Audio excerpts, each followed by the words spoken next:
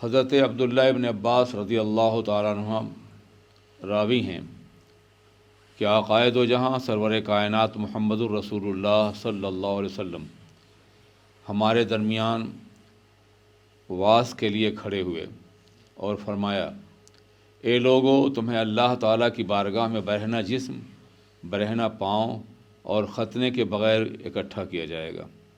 یہ بالکل وہی کیفیت ہو چکی پیدائش کی ہوتی ہے۔ انسان جب پیدا ہوتا ہے تو برہنہ جسم ہوتا ہے، برہنہ پاؤں ہوتا ہے، غیر مختون ہوتا ہے۔ گویا ایک دفعہ دوبارہ ایک نئی زندگی دی جائے گی جو اسی کیفیت کی ہوگی۔ اللہ تعالیٰ نے ارشاد فرمایا، قرآن پاک میں آیا ہے، جیسا کہ ہم نے پہلے ان کی تخلیق کا آغاز کیا تھا اسی طرح دوبارہ زندہ کریں گے۔ جیسے تخلیق ہوئی تھی اسی طرح دوبارہ زندہ کیا جائے گا۔ یہ ہمارا تم سے وعدہ ہے، تمہاری تخلیق کی طرح سے، تمہاری پیدائش کی طرح سے تم کو دوبارہ زندہ کیا جائے گا، اور یہ وعدہ ہے، ہم ایسا ضرور کریں گے۔ آقائے دو جہاں علیہ الصلوۃ والسلام ارشاد فرماتے ہیں کہ خبردار، سب سے پہلے اللہ کی تمام مخلوقات میں قیامت میں جن کو لباس پہنایا جائے گا وہ حضرت ابراہیم علیہ السلام ہوں گے۔ جناب ابراہیم کی اہمیت اس لیے ہے کہ یہ تینوں بنیادی مذاہب جو ہیں، عیسائیت، یہودیت اور اسلام کے جد امجد ہیں۔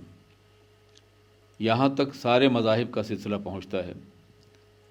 یہ اور بات ہے کہ جناب ابراہیم کے دین پر صرف اسلام والے عامل رہ گئے، بقیہ لوگوں نے انحراف کیا، لیکن اس بات کا اعتراف سب کرتے ہیں کہ جناب ابراہیم علیہ السلام ہمارے نبی تھے، اور غلطی سے وہ لوگ بھی جو کفر کا ارتکاب کر چکے ہیں یا شرک کر رہے ہیں، وہ بھی حضرت ابراہیم کو اپنا نبی مانتے ہیں، حالانکہ جناب ابراہیم علیہ السلام بت شکن تھے۔ ان کا سب سے بڑا نمایاں امتیاز بتوں کو توڑنا تھا۔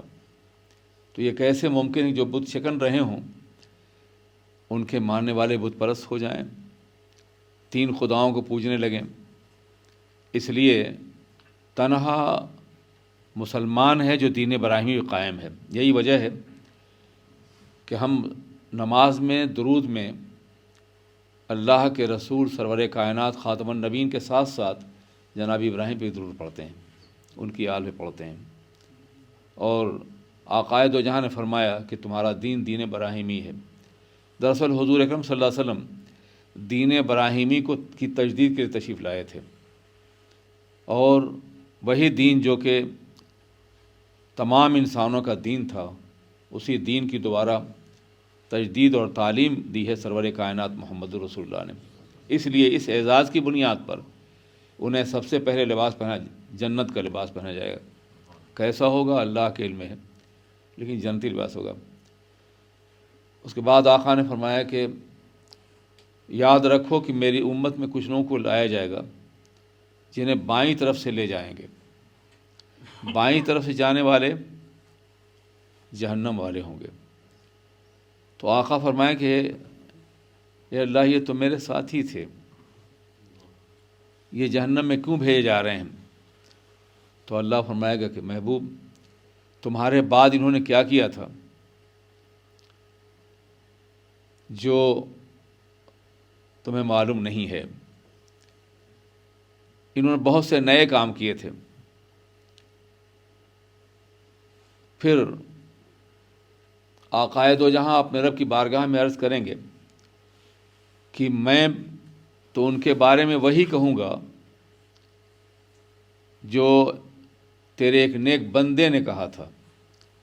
اس نیک بندے سے مراد حضرت عیسیٰ علیہ السلام ہے۔ قیامت میں اللہ تبارک و تعالیٰ عیسیٰ علیہ السلام سے پوچھے گا کہ کیا تم نے انہیں حکم دیا تھا کہ یہ تمہیں پوجیں، تمہیں خدا مانیں، یا جناب مریم کو یا روح القدس کو یعنی جبریل کو خدا مانیں؟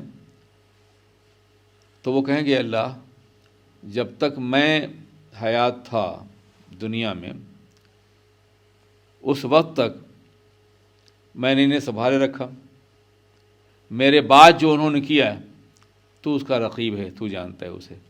تو آقا فرمائیں کہ میں بھی اپنے اللہ سے یہی کہوں گے، اللہ میرے بعد جو انہوں نے کیا ہے تو اس کا عالم ہے، تو اسے جانتا ہے، تو انہیں سزا دینا چاہتا ہے، وہ اس کے مستحق ہیں۔ اللہ تبارک تعالیٰ بڑی حکمت اور دانائی والا ہے۔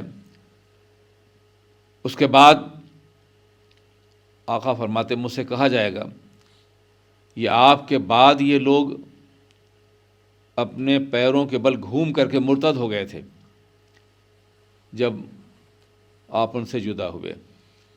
اس کا مطلب یہ ہے کہ صرف